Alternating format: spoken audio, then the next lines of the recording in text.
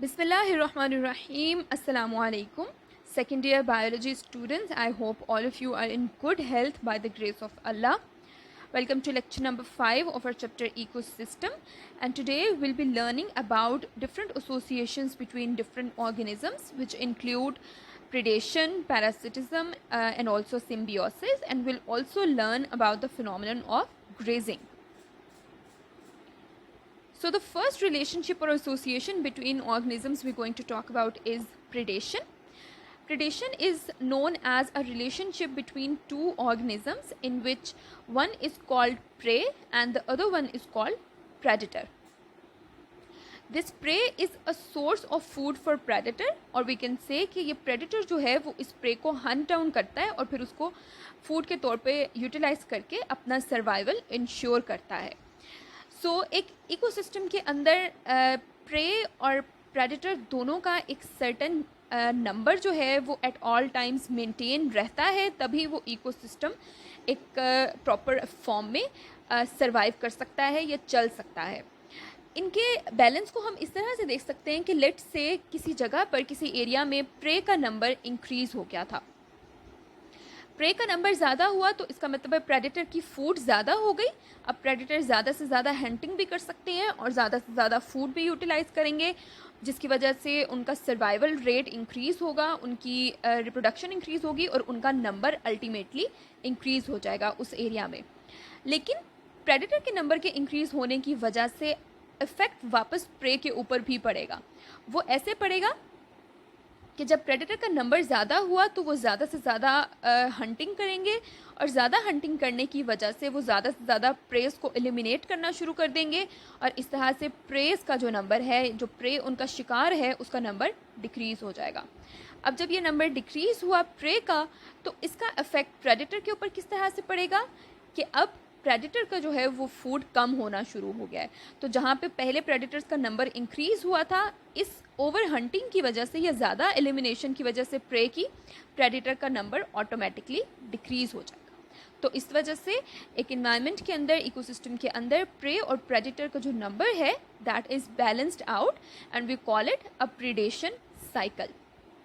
और इसकी एग्जांपल के तौर पे हमें बहुत सारे एग्जांपल हम कोट कर सकते हैं. For example in right here you can see a deer and a cheetah. We also see this happening in cat and mouse and many other organisms. Next type of association we're going to talk about is parasitism. In this type of association, there are two different organisms. One is called the host and the other one is called a parasite. Parasite is an organism which lives on or in the host. वो host के ऊपर या host के अंदर रहता है, जिसकी वजह से हम उसे ectoparasite या endoparasite कहते हैं. Ecto means the parasite that lives outside the body. And endo means the parasite that lives inside the body. Parasite का काम क्या होता है? It obtains food from the host. It takes food from the host और in turn host को वो disease भी cause कर सकता है एंड इन सम केसेस ऐसा भी हो सकता है कि वो होस्ट को कोई भी नुकसान ना पहुंचाए. तो होस्ट को अगर वो डिज़ीज़ कॉज करेगा, होस्ट के अंदर अपने होस्ट को डिजीज़ कॉज कर देगा, तो इस प्रोसेस को हम नाम देते हैं इन्फेस्टेशन का. इन्फेस्टेशन के थ्रू अगर पैरासाइट अपने होस्ट को डिजीज़ कॉज कर दे तो हम कहते हैं कि ये अब पैरासिटिज्म जो है इसमें होस्ट को नुकसान पहुंच रहा है. मैंने अभी कहा कि हमारे पास दो तरह के पैरासाइट्स होते हैं, एक्टोपैरासाइट्स और एंडोपैरासाइट्स होते हैं. एक्टोपैरासाइट्स में आपके पास एग्जांपल मॉस्किटो की आती है, और we can quote the example of fungus which lives in our hair and causes dandruff. और एंडोपैरासाइट्स जो हमारी बॉडी के अंदर रहते हैं, उसके अंदर डिफरेंट टेपवर्म्स वगैरह जो हमारे डाइजेस्टिव सिस्टम के अंदर प्रेजेंट होते हैं, वो इसके अंदर एग्जाम्पल के तौर पर आ जाते हैं. So this was parasitism. Next we're going to talk about the association which is called symbiosis. Symbiosis means any kind of relationship in which two organisms which are living together or are living in the same area benefit each other, यानी उसके अंदर दोनों को फ़ायदा मिल रहा होता है, या मे बी सिर्फ एक को फ़ायदा मिल रहा हो लेकिन नुकसान किसी का भी नहीं होता। ये एक म्यूचुअल किस्म की एसोसिएशन होती है जिसमें both type of organisms which are symbiotes, उनको उनकी लाइव्स जो हैं उनके ऊपर नेगेटिव इफेक्ट नहीं पड़ता, पॉजिटिव इफेक्ट पड़ता है।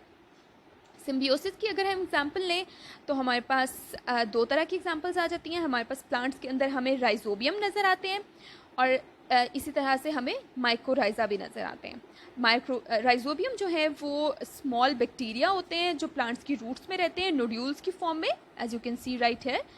और इन नोड्यूल्स के अंदर इनका काम होता है नाइट्रोजन फिक्सेशन का। यहाँ पर इनको प्लांट की तरफ से शेल्टर मिलता है और ये प्लांट्स को नाइट्रोजन दे देते हैं। तो इस तरह से ना प्लांट का नुकसान हुआ ना इन बैक्टीरिया का नुकसान हुआ, बल्कि दोनों का फ़ायदा हो गया। तो ये एक सिम्बियोटिक रिलेशनशिप हो गया।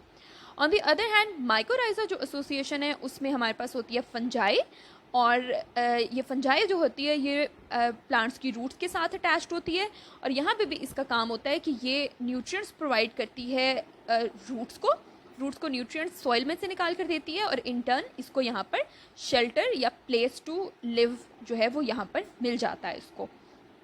अगर हम इन दोनों को सेपरेटली देख लें, माइक्रोराइजा राइजोबियम जो है वो हमें मोस्टली नज़र आता है लेग्यूमियस प्लांट्स में, लेग्यूम्स यानी जिसमें बीन्स वगैरह आते हैं। इन होस्ट्स के अंदर के साथ जब ये नोड्यूल्स राइजोबियम आकर अटैच होते हैं, ये होस्ट इनको कार्बोहाइड्रेट या फूड देता है और शेल्टर भी देता है, और इन टर्न ये जो रूट नोड्यूल्स हैं ये एटमॉस्फेयर से जो आने वाली नाइट्रोजन है उसको ब्रेक डाउन करके अमाइनो एसिड्स की फॉर्म में पहुंचा देते हैं होस्ट तक, प्लांट्स तक, क्योंकि प्लांट्स का बारे में हमें पता है they can not fix environmental nitrogen. तो ये एक दोनों का सिम्बियोसिस हो गया। बिल्कुल इसी तरह माइक्रोराइजा के केस में माइक्रोराइजा हमें नज़र आता है बीच, पाइन और हैदर ट्रीज़ के अंदर। जब ये इनके साथ आकर अटैच होती है माइक्रोराइजल फंगस, तो ये जो ट्रीज़ हैं ये इनको एक कार्बोहाइड्रेट एंजाइम देते हैं, यानी ऐसा एंजाइम देते हैं जिसके ज़रिए से ये कार्बोहाइड्रेट को फॉर्म कर सकती हैं फंगस, या हम ये कह सकते हैं कि उनके सोर्स ऑफ फूड बन गए हैं ये ट्रीज़। और इन टर्न इन फंगस ने सॉइल के अंदर से डिफरेंट मिनरल्स और न्यूट्रिएंट्स निकाल कर पहुँचा देने हैं ट्रीज़ तक। तो ये एक और हमारे पास सिम्बियोसिस की एग्जाम्पल आ गई। Next type of relationship is the mutualism. It is very similar to symbiosis. इसके अंदर भी जो दो different organisms होते हैं वो ऐसा भी हो सकता है कि वो एक दूसरे के साथ रह रहे हों, या ऐसा भी हो सकता है कि even if they are not living together, they still benefit each other. For example, हमारे पास example है insects and flowers की।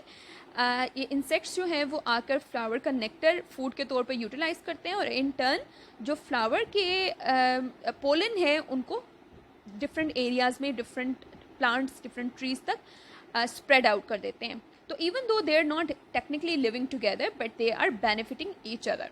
On the other hand we have the example of lichens.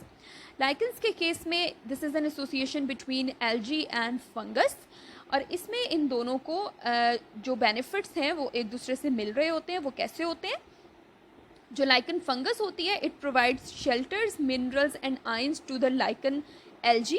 वो एल्गी जो इस फंगस के अंदर रह रही होती है उसको शेल्टर भी मिलता है और न्यूट्रिएंट्स भी मिलते हैं, और इन टर्न ये एल्गी न्यूट्रिएंट्स और ऑक्सीजन को फिक्स करके इस फंगस को पहुंचा देती है, या रेस्पिरेशन का जो प्रोसेस है ये एल्गी करती है इस फंगस के लिए। तो ये हमारे पास म्यूचुअलिज्म आ गया।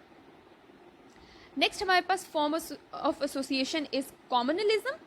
In this type of association, the two organisms that are living together, इनमें से एक को बेनिफिट मिलता है और दूसरे को कोई भी ना बेनिफिट मिलता है ना नुकसान मिलता है। जैसे एग्जांपल हमारे पास है रिमोरास जो है वो ये फ़िश हैं जो शार्क के ऊपर रहती हैं। अब शार्क के ऊपर रहने की वजह से जो भी फूड शार्क खाती है उसका जो स्क्रैप्स होते हैं, उसके जो वेस्ट होते हैं या जो बच जाता है उसमें से, उसको फूड के सोर्स के तौर पर ये फ़िश यूज़ कर लेती हैं, तो इनका फ़ायदा हो जाता है, इनको फूड मिल जाता है। But on the other hand जो ये शार्क है इसको ना फ़ायदा मिलता है ना नुकसान मिलता है, तो इस वजह से this association is called communalism. अब हम बात करते हैं एक फिनोमिनन की जिसको नाम दिया जाता है ग्रेजिंग का। This is the process through which herbivorous animals eat the food which grows through the soil. वो डिफरेंट जो ग्रासेस हैं या जो प्लांट्स हैं उनको खाते हैं सॉइल से लेकर, और इनको वो एज अ न्यूट्रिएंट और as a source of food utilise कर रहे होते हैं. It's a natural process which occurs in nature.